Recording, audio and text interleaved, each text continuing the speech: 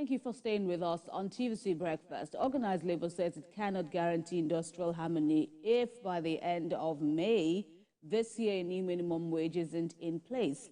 The Nigerian Labour Congress and the Trade Union Congress also gave the federal government 7 days to reverse the recent increase in electricity tariff. TVC News senior reporter Joke Adisa reports. Since 1980, when Nigeria joined other nations to commemorate May 1st as Workers' Day, it has not looked back. Every year, workers use the opportunity of the celebration to speak to their challenges and success stories. This year, it is the first for the Bola Tinubu's administration, and the president is represented here by the Vice President Kashim Shettima. Organized Labour conveyed workers' dissatisfaction over the increasing economic hardship that is biting hard on the people. They are even more worried that a new minimum wage is yet to be decided and consequently issued a deadline. Should the minimum wage negotiation continue and linger till the end of May, we can no longer guarantee industrial harmony in this country. Organized Labour is equally not pleased with the recent hike in electricity tariff. The NLC and TUC hereby advise NEC and power sector operators to reverse the last increase in electricity tariff within the next 1 week. But the government says it is not oblivious of the challenges the nation faces and promises to continue to prioritize citizens' welfare. To reassure Nigerian workers that we are working diligently around the clock with organized labor to conclude negotiations and ensure a successful outcome. The Nigerian workers should be rest assured that despite the short delay, the minimum wage will take effect on from 1st May 2024. The federal government convened a 37-member tripartite committee on minimum wage. The committee's mandate was to provide counsel and suggest a national minimum wage that aligns with our current economic conditions. Unfortunately, despite concerted efforts, the committee was unable to reach a consensus at its last meeting. These shall be resolved soon, and I assure you that your days of worrying are over. Indeed, this government is open to the committee's suggestion of not just a minimum wage, but a living wage. Organized Labour and the federal government certainly have a lot to discuss in the coming days, going by the timelines issued by the Nigeria Labour Congress and the Trade Union Congress on increased electricity tariff and the quest for a new minimum wage. Joke Adisa, TVC News, Abuja. And joining us now in the studio is social commentator. He's also the publisher of the Factor magazine, Japheth Odesanya. Thank you very much for joining us on TVC Breakfast. Good morning. Thank you. Right. So, looking at the celebration of, the Workers' Day in Nigeria, it goes beyond that, especially with this talk of a new minimum wage that meets with economic realities and still, reflects the appreciation of the Nigerian worker in terms of this aspiration for a new living wage. And now here we are, there's a deadlock. Government is saying 60 to 70,000 naira is all they can afford under the present realities. But Labour is insisting on, as much as 615,000. What with reasons? I don't think the government has come out categorically. I think there must be a clarification. Thank you, TVC. There's a clarification and education here. The government has merely said there will be 25% increase and 35% in the consolidated arrangement. It has not come out with the minimum wage. That has not been announced. And whatever arrangement the government has made, it has also informed that it will take effect from January this year. Backdated. And that, backdated. I think that's a gesture, on the part of the government. Now, it has also said, whatever it comes out with, that's the government now, in terms of the minimum wage or living wage, will take effect from this May. So let the negotiations continue. And I will urge Labour, to exercise patience and restraint and let the government come out with a minimum wage declaration. That has not been done. And until that is done, we cannot hold the government, by the jugular.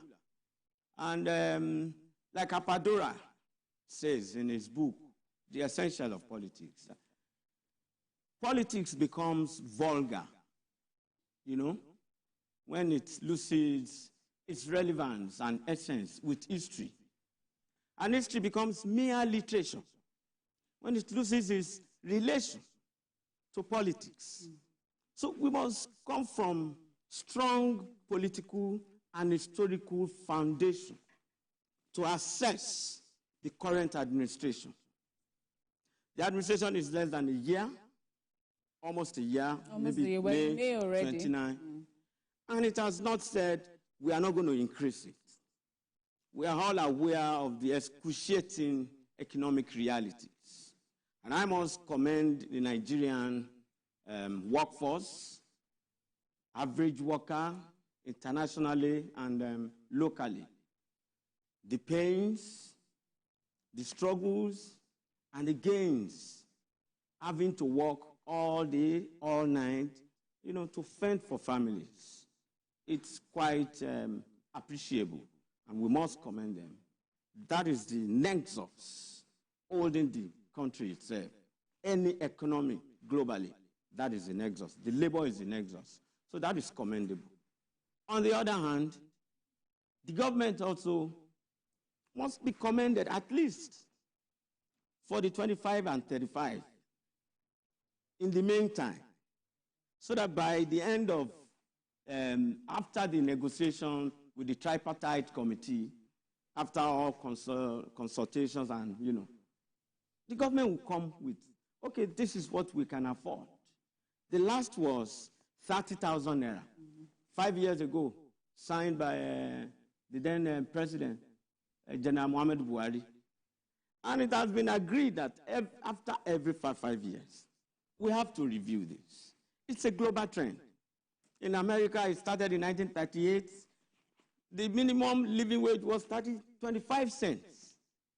Today, it is being debated to be raised between $17 to $25 per hour. So that is understandable. In Nigeria, I think in 1981 it was 3,000. 1999, 5,005. Then 2000 and during Obasanjo, it went to 18,000. At that point, we could remember the resistance from the organized, manufacturers now, the business sector, that come, governments, you don't give us what we will not be able to cope with in terms of profitability. So there was a quagmire. There was a stalemate at the point, increasing from 5,005 to 18,000, or from 13, I'm not very sure now, to 18,000. Then there were so much, resistance from the manufacturers because they felt they won't be able to make profit. Every business person wants to make profit. So whatever the government is coming out with now, they must put into consciousness and consideration the manufacturers. It's not about the federal government. Private sector. It's about the private sectors too. And that's why they are also part of this. Yes, so they are part of the ongoing, the tripartite committee. They are part of it. So let them come out with, okay, at the end of the day, 500,000, 250, 1 million. Let them come with that first. NLC is asking for 615,000. The TUC is saying 440 something. NLC is saying 600. With what we are faced with right now, is that reasonable? No, I must say it is reasonable. As living wage, not minimum. No. When you look at, yes, let's be very frank here. That is not out of place. But I don't see it actualizable. I don't see it actionable. It is not that it is not justiciable or justifiable. Get it.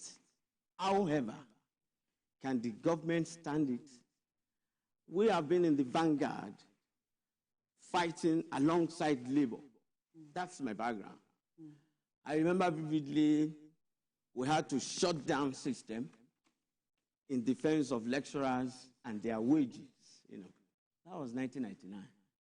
And it led to curfew as a student union president. So we appreciate the labor. And I have come to also understand the pains attached to statecrafts, the pains of those in the corridors of power. Well, because our history and realities is replete with corruption. But exception must be given. This is a new administration. Let us see how far they can go. Let us see what they come out with. So I would expect that the labor should, tarry a while and see what we can. But you say it's a new administration. Labor says government is a continuum. Yes, in reality, government ought to be a continuum. But this is Nigerian peculiar, sentiment and reality. And it's appalling. If you think government is a continuum, yes, that is in theory. Practically in Nigeria, you just discover that we have been short of that reality. We have been short of that minimum, global standard. This is a policy in place, continue from it. Another government comes, another administration just comes, it's, year in, year out, another idea, another concerns. So it's not helping. For whatever reasons, the administration of Asiwaju Bola Tinubu must have also, weighed and considered that, this, like Dangote was mentioning in the paper, the valuation of the Naira in 2023 was the greatest undoing. So if this administration would look at that and say, we have to tilt away from it, is that a continuum? So we are grappling with that reality as, a developing nation. I won't agree that, it ought to be, but it's not what we have in reality. That is. All right. And, of course, speaking on the 25 to 35% increment of the federal government across certain consolidated salary, categories. Yeah. So what are your thoughts on that? It's also, a continuation of what the government had done. Lecturers in universities and, of course, officers.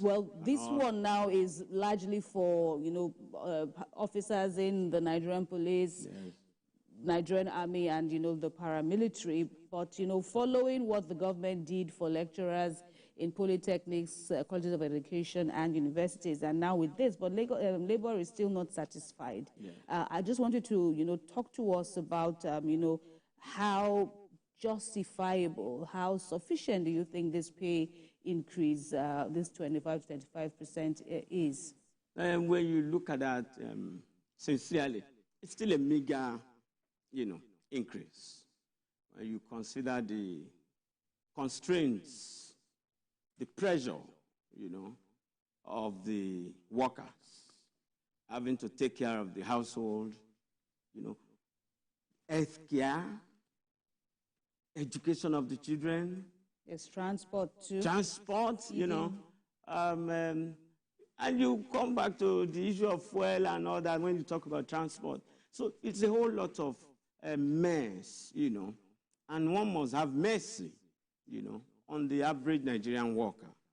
And I am absolutely convinced, maybe because in the course of my activism, unionism, I have engaged the present president more than 4 occasions, and I know he's a character that is very conscious, very responsive, and is gifted with the history of the Nigerian polity. He should do the needful. However, one must plead and appeal for more and commend the government. At the 25 and 35, it's a big deal. But you look at the reality on ground. The inflation becomes uncontrollable. A bag of rice today, tomorrow, and all that. And they will have to go to the same markets. So government needs to do more. And this would take us necessarily, I have always been part of the TVC, and I insist, like the president had insisted, and I've been part of the movement. Until we restructure, we'll keep running this vicious circle of, inflation, minimum wage, living wage. Does it seem like, as when we talk about this issue of restructuring, that when you're outside, you can talk about it, but when you get in, it becomes a untouchable topic? No. It's sad in that connection. It's sad. But I still strongly believe the man in charge at the moment, as a proponent of that fundamental quest, an essential need of the Nigerian state, will do the needful. We cannot but do that. I read about the Inspector General of Police a few days saying we are not ripe for. That has always been the sing-song. And it's ridiculous. The IG is not to teach the Nigerian state what to do and when we are ripe for state police. Okay, let the government, federal government comes out today and say minimum wage is so amount. I tell you, Osun State may not be able to pay it. Kebbi may not be able to afford that. So where do we go to? And it's a global reality, even in advanced countries.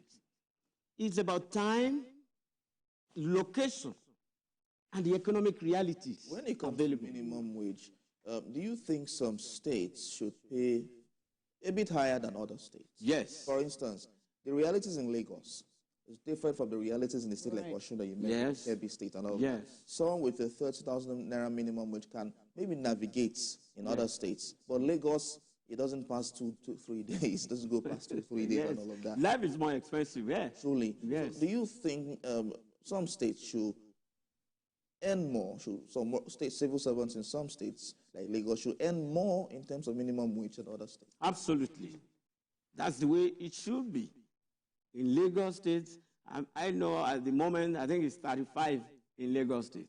I think the state will increase it. And when you connect with some civil servant, they will tell you it's on paper. That's not what we are earning. I'm not a civil servant, so I don't know the details. But I read on paper that it is 35,000 in Lagos State. That tells you that Lagos is far ahead, even of the federal government, So why not? And when we say Lagos deserves its own special status, raised since Muritala Mohammed, who moved Lagos, who moved capital from Lagos to Abuja, that Lagos must have that special status. We have to go back to that. And in your understanding, what does that really mean? How will it benefit, the citizenry? This issue of if and when a special status is implemented. It means that your status is enhanced, living standard will improve, the Lagos will control its ports, the roads in Lagos will have better attention, you won't need to wait for federal government to tar roads, security will be improved. I don't need the approval of the IG to determine who becomes the commissioner of police in Lagos State and how we are being secured. It's a whole lot of things because the whole essence of governance and government is security, safety, welfare of the citizenry. If it is short of that, then there is no government. And where will that now leave the rest of the Committee of States? After all, there is the Governors Forum. They all belong to, this caucus. So where we have a state like Lagos, generating more income, demanding or even getting a special status, or even under the present, structure of states as it is, that no state is, you could say no state is above the other. Where does that leave the other states who are struggling to, meet their obligations to workers and other areas? During Awolowo, Lagos was borrowing other Western states' money.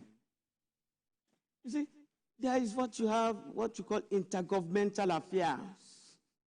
Lagos will collaborate with other states. It doesn't have to be federal government. You see, the over-bloated, oversized federal government is even itself a headache Today is Asiwaju Tinubu. Okay, before it was Buhari, everything was Buhari. Before it was, now it's Tinubu. What can a Tinubu do? The best Tinubu can do is to restructure the system and reduce his headache. That would be the greatest legacy for Nigeria. So whoever feels, because you have state, because that is even the nature of man. The nature of man, interdependence nature. That philosophy is global. Nothing stands alone in isolation. You have to depend on one another to survive. So if other states will come to collaborate with Lagos State, sometimes with the federal government, it's about humanity. I think it must be encouraged. We don't need to debate this. Tinubu was with us in pro-NACO. Tinubu in the pro-democracy activism. You know, he knows all this, and I know the man will do the need. I am happy the National Assembly has tilted, has moved, you know, gravitating towards that reality. That come on, we can have these things. That's when we will have peace. Today, since 1970, it was 16 naira. I've read the news that 16 naira was the monthly pay in 1974 during the oil boom. Isn't that funny? I wonder where I was. You know, but today, we are talking about 30,000 naira. It's meager. It cannot do anything. How much is a liter of oil? 650, 700, 750 somewhere. Lately, because of the hoarding and scarcity, no, I think we need to liberalize, you know, governance, you know, shed some weight. If you were to propose a minimum wage for the government, what amount would you say? Yeah, I would just want to be a little bit on the right, a little bit on the left, you know, balancing between the government and the labor. I think averagely now, honestly, to survive, 200,000 naira, minimum 250 wage isn't bad. In view of the realities. So if we're talking naira. So if the government increases the minimum wage to that level, what corresponding impact would that have on the economy? People will say inflation. That's what I was heading to. Yeah, I know. The private sector will say, look at this. No, but let's face it. We are saying on the surface of it, how much can you keep in your savings and begin to deduct from daily to survive? That is the living wage. Minimum wage is also legally backed, and it must be stipulated. And it is the least legally allowed salaried pay at the end of the month. It is justiciable. So even if it is too small, people can resort to courts of law to pursue that. Now, if you say 200 is too much, then we'll break it down. Okay. There is no infrastructure. And these are the reasons the government is having headache. There are no provisions for health care. If I don't have to pay so much on health, you give me free education, compulsory basic education for my children, that I don't need to take my children to private schools, you will have relieved me of some burden. So even if you are not giving me more than 50,000, I will know that to treat my malaria, I need to approach my primary health center. I need to take my children to public schools. They don't have to buy books. The uniforms are sewn already. Everything is done. They even take me. You may not even need to give him breakfast in the morning. Just take him to the school. Then you go and do your homework. And that's the standpoint of labor, because by the time they break this down, transport, food, health. We are not there. That's how they arrive. Somebody cannot work in Lagos and live in Ibadan. It's appalling. It should be possible. Light trade, rail. 35 minutes, I'm in Bodija. I'm back here.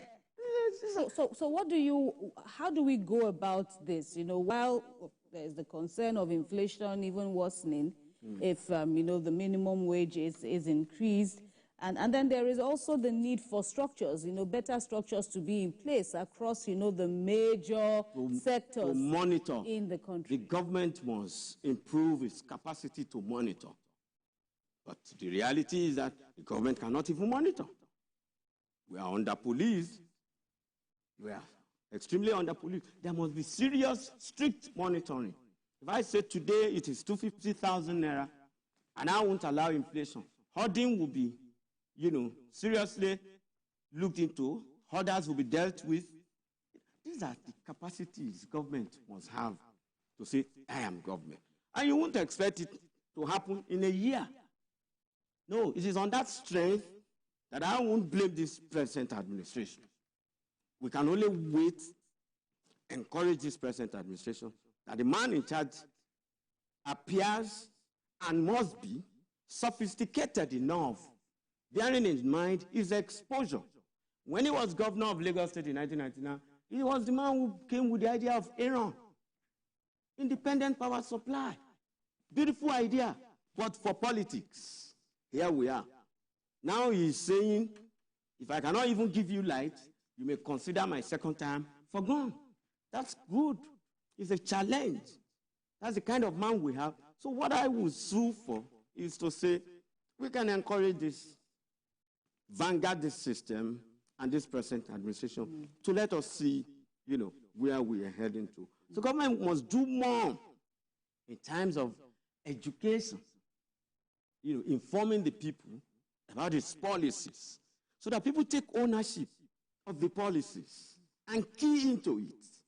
It is that strength that government will rely on to forge ahead. Right. And, talking about that point you made, two instructive points now. First on the issue of power, and then the issue of government constantly engaging the public on its policies. Yes. Let's quickly look at, the band A, the band categorization in the power sector, the increment in electricity tariff. There seems to be a lot of pressure that the government is under now. Yes. House of Reps, Labour is also giving government a deadline. The Nigerian bar says it will go to court and all of that. Where do you stand?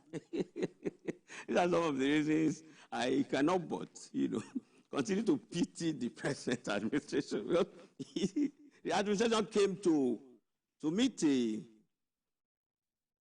almost dead, when you say a system was comatose, So it's like Jesus trying to raise Lazarus. We need to be patient.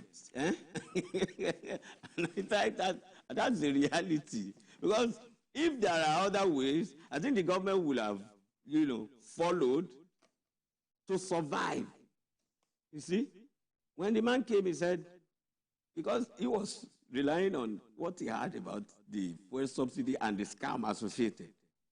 He might not be too clinical enough to have said, bam, fuel subsidy, gone. You understand? And Nigerians, everything went haywire. Another government would have said, or another approach would have meant that we will do it too, but we will be more. Pay yourself. We have our approaches. We differ. That's not a big deal.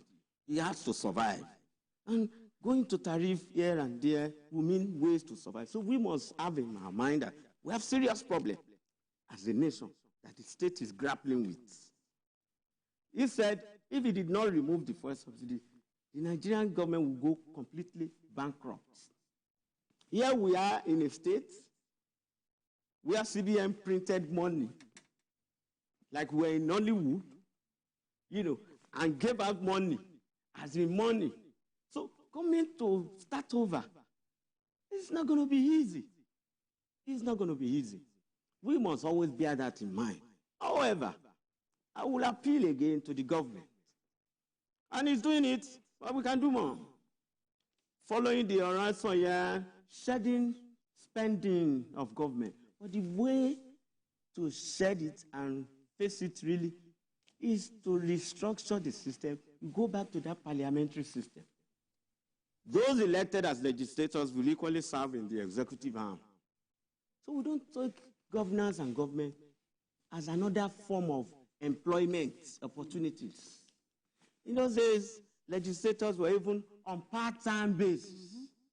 They weren't even paid other than the allowance. Thank you for coming. Allowance? Yes, sitting allowance. We have to go back there. If it suits the Southwest to say we can go back to parliamentary, let it be. The Northwest, the Northeast. I think we're a beautifully diversified, created nation. Nigeria is great and can be great again. I want to appeal that we should reduce the pressure on this government by expecting too much in terms of radical change. This is not a military era. It's going to take some time. That would be a fine place to rest our conversation. Japheth Odesanya, the publisher, The Factor magazine, and he's also a social commentator. Thanks a lot for your contribution to the program.